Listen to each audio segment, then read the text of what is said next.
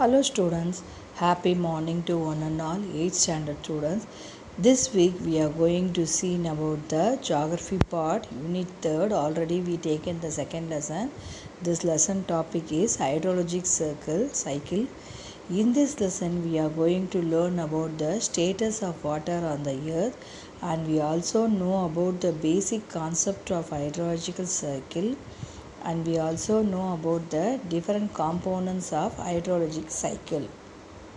And then நம்ம introduction பார்க்க போகிறோம். இன்ட்ரடக்ஷனில் water is one of the most important elements of the earth. Water இல்லாமல் நம்மளால் இருக்க முடியுமா? No. All plants and animals need water for survival. Apart from drinking, water is required for domestic, agriculture, industrial purposes, etc. Water is very essential for carrying out almost economic activities. So water is an indispensable element without life, which life form on the earth is not possible. Water இல்லாமல் நம்மளால் சுத்தமாக இருக்க முடியாதுன்னு சொல்கிறாங்க. Correct தானே? It's true only. இன்னும் about 71% of the earth's surface is covered by water. And then the quantity of water present on the earth is about 326 million cubic miles. And then most of the water on the earth is saline and is found in seas and ocean. உப்பாக தான் இருக்கும். அதுவும் எங்கே found பண்ண முடியுதுன்னா கடல்லையும் ஓஷன்லேயும் தான் அது கிடைக்கும் அப்படின்றாங்க. The salt water constitutes about 97.2% and fresh water is only 2.8% தான். சால்ட் வாட்டர் தான் 97.2% ஆக்குப்பை பண்ணிகிட்ருக்கு. Fresh water only 2.8%. Out of this 2.8%, about 2.2 is available as surface water and the remaining 0.6 only ground water அப்படின்னு சொல்கிறாங்க. நிலத்தடி தண்ணீர்ன்றாங்க. ஓகேவா? From this 2.2 of surface water, 2.50 is available in the form of glaciers and ice capsலையும் லேக்ஸ்லையும் ஸ்ட்ரீம்ஸ்லையும், and the remaining 0.0 is other forms. Only about 0.25% of the total groundwater of 0.6 can be economically extracted with the present drilling technology. And then water in India is available in 3 sources. Precipitation ஒன்று, surface water ஒன்று, ground water ஒன்று. அது எப்படின்னு சொல்லிட்டு நம்ம பார்க்க போகிறோம். ஓகேவா? ப்ரெசிபிடேஷன்னா என்ன, இதை கிரவுண்ட் வாட்டர்னா என்னன்னு சொல்லிட்டு பார்க்க போகிறோம். நம்ம வந்து ப்ரெசிபிடேஷன்னா மழைப்பொழிவு, அப்புறம் புவியின் மேற்பரப்பு நீர் சர்ஃபேஸ் வாட்டர்னால், கிரவுண்ட் வாட்டர்னால் நிலத்தடி நீர். இதை பற்றி தான் நம்ம ப்ரீஃபாக படிக்க போகிறோம். இங்கே எல்லாமே கொடுத்துருக்காங்க. வாட்டர் சோர்ஸு, அப்புறம் volume of water and percentage of டோட்டல்லாம் கொடுத்துருக்காங்க. இப்போ நம்ம hydrology is a science which deals with the various aspects of water such as its occurrence, distribution, movement and properties on the planet of earth. Availability of water on the earth is not a uniform. Water பூமிக்குள்ளே இருக்கிறது யூனிஃபார்மாக இருக்காதுன்னு சொல்கிறாங்க. Some places are very rich and some other places. கொஞ்சம் இடத்துல நல்ல water இருக்கும், கொஞ்சம் இடத்துல கொஞ்சம் கம்மியாக தான் இருக்கும் அப்படின்றாங்க. Hydrological cycle is a global sun-driven process where water is transported from the ocean to atmosphere, from atmosphere to land, from land back to ocean. இப்படி தான் போகும், டிரான்ஸ்போர்ட் ஆகும் அப்படின்னாங்க. The water cycle can be considered as a closed system from the earth, as the quantity of water involved in the cycle is invariably through its distribution varies over space and time. இங்கே பார்த்தீங்கன்னா hydrological cycle பற்றி கொடுத்துருக்காங்க. Hydrological cycle பற்றி எவாப்ரேஷன்னா உங்களுக்கு தெரியும்ல, நீராவி ஆகிறது, நீராவியாதல். எவாப்ரேஷன்னா நீராவி ஆகுதல். அப்புறம் டிரான்ஸ்பிரேஷன்னா நீர் உட்கசிந்து, நீர் உட்கசிந்து வெளியிடுதல். கண்டன்சேஷன்னா நீர் சுருங்குதல். அதுதான், அதை பற்றி தான் நம்ம இப்போ ப்ரீஃபாக படிக்க போனோம். First evapotranspiration. இது இங்கே போட்டிருக்காங்கள்ல, there are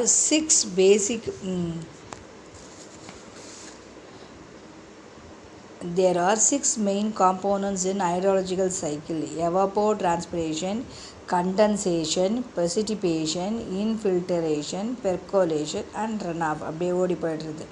It is evapotranspiration it is defined as the evapotranspiration ஆவி ஈர்ப்பு அதாவது ஆவி ஈர்ப்புனா புவியின் மேற்பரப்பு என்ன ஆகும், நீர் நிலைகளில் இருந்து அப்படியே ஆவியாதல் அப்படியே வழியாகவும் மற்றும் தாவரங்களிலிருந்து நீர் உட்கசிந்து வெளியிடுதல், தாவரங்களிலிருந்து நீர் அப்படியே உட்கசிந்து வெளியிடுதல், the transpiration from vegetation. In a cropped area it is very difficult to determine the evaporation and transpiration, அப்படியே ஆவி ஏற்பாறுதல் செப்பரேட்லி, இது வந்து ரொம்ப கஷ்டம் இன் cropped ஏரியாவில். therefore it is collectively called transpiration அப்படின்னு சொல்கிறாங்க. ஓகேவா? and then evaporationனா என்ன, எவாப்பரேஷன்னா என்ன, நீர் வந்து ஆவியாகல் தான் எவாப்பரேஷன். Evaporation refers to the process in which the liquid form of water changes into gaseous form. எப்படி நீர் திரவ நிலையிலிருந்து கேஸ் ஃபார்ம் ஆகிட்டு அப்படியே ஆவியாக போகிறதுக்கு பேர் தான் ஆவியாதல் சொல்கிறோம். அதாவது வெப்பநிலையில் அப்படியே நீர் கொதிக்குது, அப்போ உண்மையான நீர் வந்து 0 டிகிரி C வெப்பநிலையிலேருந்து என்ன ஆகுது, ஆவியாக அப்படியே தொடங்குகிறது. அதனால் இந்த நிகழ்ச்சி என்ன சொல்கிறாங்க, அப்படியே மெதுவாக ஸ்லோவாக அப்படியே ப்ராசஸ் போயிட்டே இருக்கப்போ என்ன ஆகும், அந்த புவியில் மேற்பரப்பில் உள்ள பலர்ந்த நீர்ப்பரப்பு, அப்புறம் காற்று, atmospheric humidity, wind and other variables which affect the rate of evaporation, ஆவியாதலின் விகிதத்தை அஃபெக்ட் பண்ணுது, பாதிக்கின்றன அப்படின்னு சொல்கிறாங்க. அதே போல் நம்ம என்ன பண்ணுவோம், பேரழிகள்னால் நம்ம லேக்ஸு, சீஸு, ஓஷன்ஸு, அந்த மாதிரி கடல்கள், ஏரிகள் மற்றும் ஆறுகள் இருந்தால் சுமார் 90% ஈரப்பதம் moisturisation in the atmosphere through evaporation, அந்த ரிமைனிங் 10% வந்து தாவரங்களில் கிடைக்கிது. Contribution by plants through transpiration, இந்த டிரான்ஸ்பிரேஷன் மூலயமா நமக்கு கிடைக்குதுன்னு சொல்கிறாங்க. அதே போல் on the global scale the amount of water gets evaporated is about the same as the amount of water delivered to the earth as precipitation. The rate of evaporation is low during the periods of calm winds than during windy times. When the air is calm, evaporated water tends to stay close to the water body. During windy, the water vapor is driven away and is placed by dry air and facilitates the additional evaporation. என்ன பண்ணுது, நீராவி நீர்நிலைகளுக்கு அருகிலேயே அப்படியே தங்கிடுது. அதனால் காற்று அதிக உள்ள காலங்களில் என்ன ஆகுது, வறண்ட காற்று நீராவி மற்றும் வெளியேற்றி கூடுதல் ஆகுவதற்கு ஆவியாகி அப்படியே வழிவகுக்கிறது. ஓகேவா? இப்போது டிரான்ஸ்பிரேஷன்னா என்னன்னு பார்க்க போகிறோம். டிரான்ஸ்பிரேஷன்னா நீர் வந்து உட்கசிந்து வெளியிடுறது. அப்படியே transpiration refers to the process by which the water content in the plants are released into the atmosphere, அப்படியே வெளியிடுறது in the form of water vapor, அப்படியே ஆவியாக வெளியிடுது. much of water taken up the plants is released through transpiration. The rate of transpiration is also affected by the atmosphere, wind and humidity. இது வந்து என்னது, இந்த ஈரப்பதம், காற்று ஈரப்பதம், வெப்பநிலை மூலமாக அந்த உட்கசிந்து வெளியாகும் விதத்தை நிர்ணயிக்கின்றன அப்படின்றாங்க. அதே போல் சாயிலோட ஈரப்பதம், மண் வளத்தோட ஈரப்பதம், அதெல்லாம் என்னது, தாவரங்களின் வேர்களுக்கு அப்படியே நீரை, அந்த வாட்டரை அப்படியே செலுத்துகின்றன. அதே போல் அந்த பிளான்ஸுக்கும் இயற்கைத்தன்மை மற்றும் இலைகள் ஆகியவை நீர் அப்படியே உள்ளே சேர்ந்து அதை அப்படியே வெளியிடுது. அதே போல் விவசாயத்தில் பயிர்களின் தன்மை, பயிர்களின் பண்புகள், சூழல் மற்றும் பயிர் சாகுபடி, the crop characteristics, environment and cultivation practices also affect the transpiration process அப்படின்னு சொல்கிறாங்க. அண்ட் தென் கண்டன்சேஷன்னா நீர் சுருங்குதல், நீராவி எப்படி நீராக மாறி செயல்முறைக்கு நீர் அப்படியே சுருங்குறது என்ன பெயர் வரத்துக்கு பேர் தான் கண்டன்சேஷன். என்ன பண்ணுறாங்க, கண்டன்சேஷன் ஜெனரலி அக்கர்ஸ் இந்த atmosphere when warm air rises, குளிர்வடைந்து காற்று மேலே எழுந்து, வெப்பக்காற்று மேலே எழுந்து குளிர்வடைந்து நீராவியை தக்க வைத்து கொள்ளும் திறனை இழுக்கும்போது நீர் அப்படியே சுருங்கி அந்த நிகழ்வு நடக்கிறது பேர் தான் கண்டன்சேஷன். மிகுதியான நீராவி நீர் சுருங்குதலால் மேகத்துளியாக மாறுகிறது, அதே மாதிரி ட்ராப்லெட்ஸாக மாறுது. Condensation is responsible for the formation of clouds. These clouds produce precipitation, which is primary route for water to return to the earth's surface in the water cycle. Condensation is the நீர் சுருங்குதல் என்னது, ஆவியாதலின் எதிர்வினை செயலாகும், opposite of evaporation சொல்கிறாங்க. இப்போ forms of condensation பற்றி படிக்கிறோம். Forms of condensation நிறைய side heading இருக்குது. ஃபஸ்ட்டு வந்து டியூனா என்ன, பனித்துளி. செகண்ட் வந்து ஃப்ராஸ்ட்னா உறைபனி. ஃபஸ்ட்டு வந்து ட்ரூ, செகண்ட் வந்து ஃப்ராஸ்ட். ஃபஸ்ட்டு வந்து ட்ரூ, செகண்ட் வந்து Frost.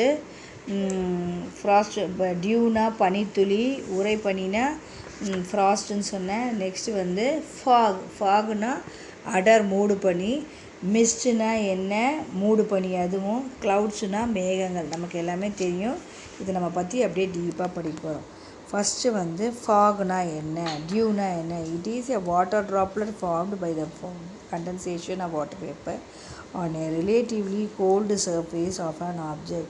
It forms when the temperature of an object drops below the dew point temperature. And then next வந்து ஃப்ராஸ்ட்னா நான் என்ன சொன்னேன் மிஸ்ஸு, உரை பனி. உரையும் அப்படியே பனி வந்து உரையுது. The ice crystal formed by deposition of water vapor on a relatively cold surface of an object is known as frost. It forms when the temperature of an object drops below the freezing point of temperature. ஃபாகுனா நான் என்ன சொன்னேன், ஃபாகுனா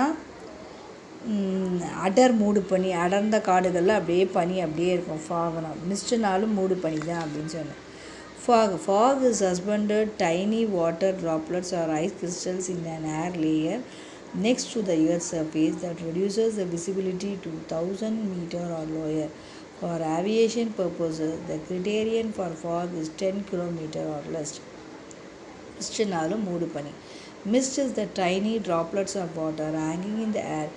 These droplets form when the water vapor in the air is rapidly cooled, causing it to change from invisible gas to tiny visible water droplet. Mist is less dense than fog. Mist வந்து குறைஞ்ச அளவு tense தான், இந்த ஃபாகை விட குறைஞ்ச அளவு இருக்குது அப்படின்றாங்க மூடு பனி. Clouds வந்து மேகங்கள். Clouds consist of tiny water droplets, ice particles which are so small and light in weight. Clouds are formed by microscopic drops of water or by small ice crystals. The size of droplets generally range from a couple of micron, 100 micron. This is limit beyond which cloud drops become raindrops. மேகங்கள் என்ன பண்ணுது, மேகங்கள் வந்து அப்படியே வளிமண்டலத்திலிருந்து குறைந்த எடை கொண்ட மிக நுண்ணிய நீர்த்துளிகள் அப்படியே படிப்படிகளாக கொண்டிருக்கும். இந்த நீர்த்துளிகளின் அளவு 2 மைக்ரான் அல்லது 100 மைக்ரான் கொண்டதாகும் அப்படின்றாங்க. அண்ட் தென் இதனால தான் அந்த மைக்ரான் அளவுக்கு மேல் செல்லும்போது இவை நீர்த்துளிகளாக மாறுகின்றன. அடுத்தது நம்ம என்ன பார்க்க போகிறோன்னா ப்ரெசிபிடேஷன், மழைப்பொழிவு. மழைப்பொழிவு எப்படி நடக்குதுன்னு பார்க்க போகிறோம். மழை பொழியிறது எப்படி, மழைப்பொழிவு வந்து மேகங்களிலிருந்து பல்வேறு வடிவங்களாக நீராவி புவியின் மேற்பரப்பை வந்தடையும் நிகழ்ச்சி தான் மழைப்பொழிவுன்றது. பனிப்படிகங்கள், அந்த மிஸ்ட், ஃபாகு மற்றும் மேகத்துளிகள் எல்லாம் ஒன்று கூடி பெருசாக பொழுது அவள் அப்படியே கனமாவதால் வளிமண்டலத்தின் வழியாக மழையாக விழுகிறது அப்படின்றாங்க. இதில் அப்படியே கொடுத்துருக்காங்க பாரு. The droplets grow large in size. They tend to fall while moving down. By collecting some small droplets, they become heavy enough to fall out of the clouds as a raindrops. அதுதான் மழை துளியாக அப்படியே விழுகின்றன. சிறிய துளிகள்லாம் ஒன்று சேர்ந்து பெரிய அளவில் விழுகிறது தான் ப்ரெசிபிடேஷன் சொல்கிறாங்க. அடுத்தது மழைப்பொழிவின் வடிவங்கள். என்னென்ன ஃபார்ம்ஸ் ஆஃப் ப்ரெசிபிடேஷன் மழை பொழிகிறது, ரெயினாக வருது, sleet, freezing rain, hail and then snow. இதை ஒன்று சைடு ரெடிங் படிக்க போகிறோம். முதல் வந்து மழை வந்து ரெயின்ஃபால். மழை வந்து ரெயின்ஃபாலாக எப்படி வருதுன்னு பார்க்கலாமா. மழை ரெயின்ஃபாலை வந்து the most common kind of precipitation is rain. The precipitation in form of water droplets is called rain.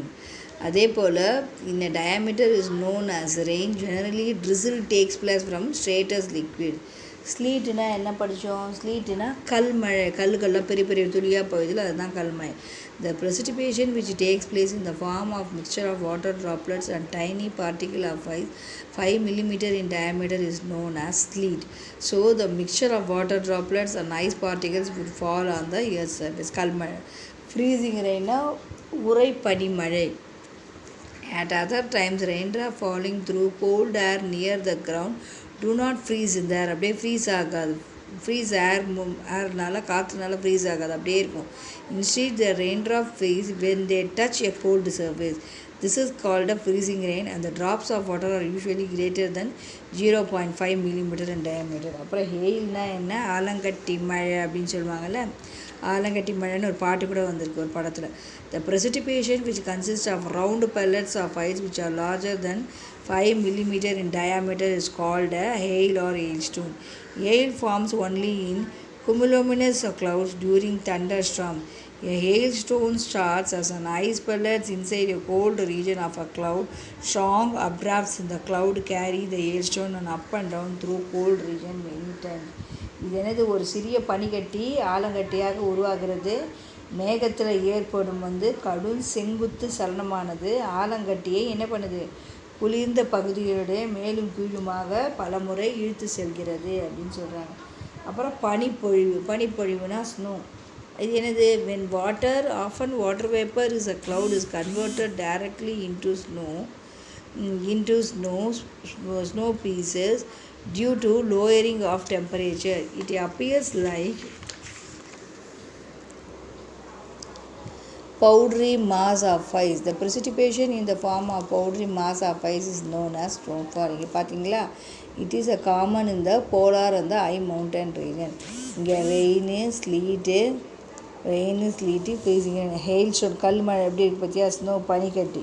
இப்போ நம்ம இப்போ இன்ஃபில்டரேஷன்னா நீர் ஊடுருவதல் அர்த்தம். Water entering in the soil at the surface of the ground is termed as infiltration. நீர் ஊடுருவி மண்ணுக்கடியில் போகிறது. Infiltration allows the soil temporarily to store water பண்ண use ஆகும், making it available for the plants use and organism in the soil. Infiltration is an important process where rainwater soaks into the ground through the soil and underlying the rock layers. Some of this water ultimately return to the surface through springs or low spot down hills. Some of the waters remain underground and is called a groundwater. இதுதான் இந்த டேர்மில் இன்ஃபில்டரேஷன் and பெர்கோலேஷன் are often use interchangeably. அப்புறம் என்ன வந்து பெர்கோலேஷன்னா என்னன்னு பார்க்க போகிறோம். பெர்கோலேஷன்னா என்னது, நீர் உட்கசிதல். Percolation is the downward movement of infiltrated water through soil and rock layer. Infiltration occurs near the surface of the soil and delivers water from the surface into the soil and plant root zone. Percolation moves the infiltrated water through the soil profile and rock layer, which leads to the formation of groundwater or become a part of the subsurface runoff process. இப்போ ரன்ஆஃப்னா என்னன்னு பார்க்க போகிறோம். ரன்ஆஃப்னா என்ன, நமக்கு இப்போ infiltration, நீர் உட்கசிதல், percolation பற்றி பார்த்துட்டோம். ரன்ஆஃப்னா நீர் வழி தேடல்னு அர்த்தம்.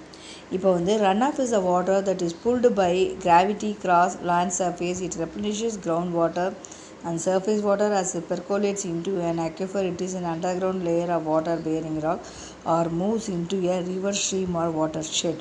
It comes from unabsorbed water from rain, snow melt, irrigation or other resources, comprising a significant element in the water cycle as well as the water supply when it drains into a watershed.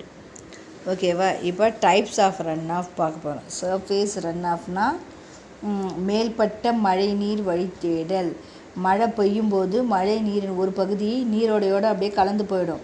இந்த மழைப்பொழிவு நிறைய அதிகமாகிட்டு நீண்ட காலத்திற்கு அப்படியே ரொம்ப நாள் அப்படியே தேங்கி நிற்கிறதுனால இந்த மேல்பட்ட மழை நீர் அப்படி ஏற்படுகிறதுன்னு சொல்கிறாங்க.